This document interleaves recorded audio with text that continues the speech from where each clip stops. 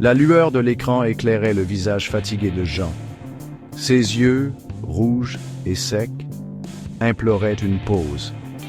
Jean aspirait à la simplicité du passé, une époque avant les emails incessants et les réunions virtuelles. Il rêvait d'une connexion avec le monde réel, un monde au-delà des pixels et des écrans. Jean se redressa de son bureau, le corps raide et douloureux.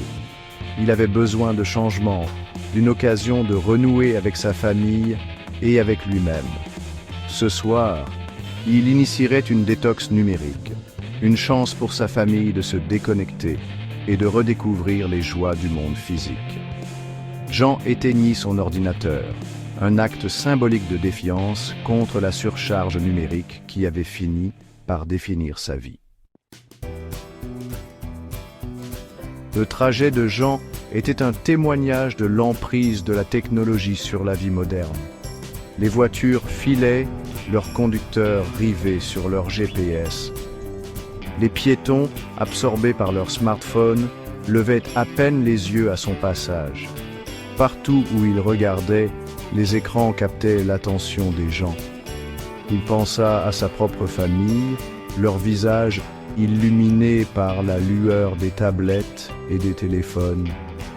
Jean choisit de marcher pour la dernière partie de son trajet, voulant sentir le sol sous ses pieds, respirer l'air frais. Il remarqua les couleurs vives des fleurs printanières, les motifs complexes des fissures du trottoir. Il arriva chez lui avec un sentiment de détermination renouvelé. Le ronronnement familier du routeur Internet était absent, remplacé par un silence inquiétant. Sarah, la femme de Jean, vérifia frénétiquement son téléphone, le front plissé par la confusion. Leurs enfants, Émilie et Ethan, exprimèrent leurs plaintes, leur divertissement habituel du soir étant interrompu. « Internet est coupé !» s'écria Émilie, la voix empreinte de panique. Sarah se tourna vers Jean, son expression un mélange d'agacement et d'inquiétude. Jean expliqua calmement que ce n'était pas un accident, qu'il avait intentionnellement débranché Internet pour la soirée. Jean rassembla sa famille dans le salon, leurs visages éclairés par la douce lueur de la cheminée. Il expliqua les raisons de la déconnexion d'Internet, la voix pleine d'inquiétude et d'une pointe de tristesse. « Vous souvenez-vous de l'époque où nous n'étions pas constamment connectés ?» demanda-t-il, son regard balayant leur visage. « Quand nous passions nos soirées à lire des livres, à jouer à des jeux de société, à avoir de vraies conversations ?» Il souligna la valeur des interactions en face à face, l'importance de lire le langage corporel, d'écouter vraiment et de se connecter les uns aux autres. Ces paroles restèrent suspendues dans l'air, un défi pour se libérer de leur chaîne numérique et redécouvrir la richesse du monde hors ligne. La résistance initiale céda lentement la place à la curiosité alors que Jean conduisait sa famille vers les étagères qui bordaient le mur du salon. Dépoussiérant des trésors oubliés, ils s'émerveillèrent du poids des livres, des illustrations complexes, du parfum réconfortant du vieux papier. Émilie, captivée par une édition magnifiquement illustrée d'Alice au pays des merveilles, disparut dans un monde d'imagination et d'émerveillement.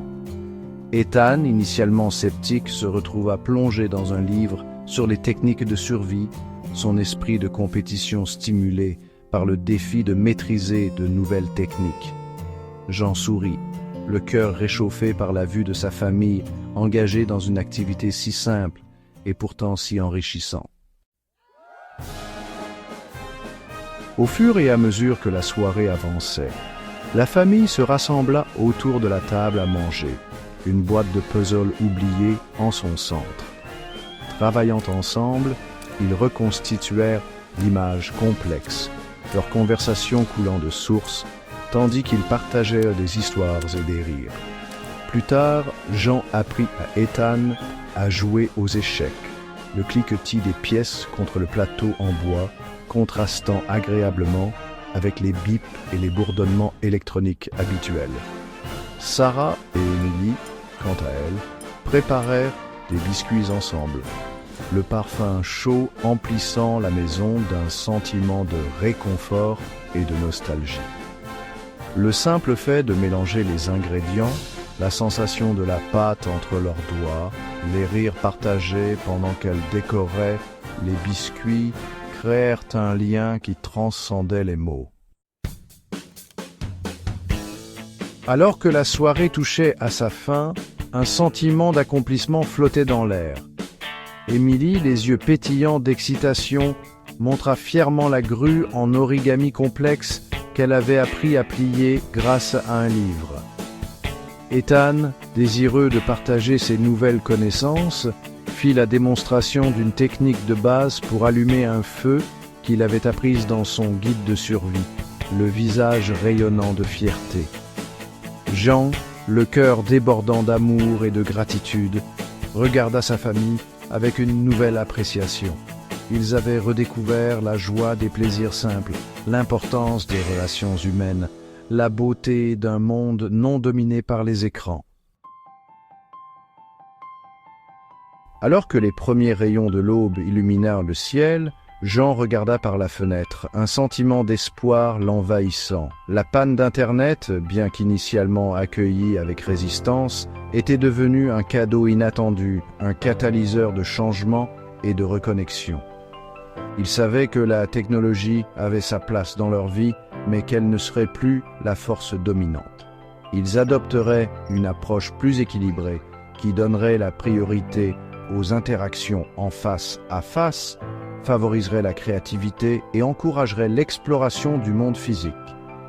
Ils s'efforceraient d'être présents dans l'instant, de savourer les joies simples de la vie, de se connecter véritablement les uns aux autres et au monde qui les entoure. Jean sourit, le cœur rempli de gratitude pour les leçons apprises, pour les liens renouvelés, pour l'avenir plein d'espoir qui s'ouvrait à eux.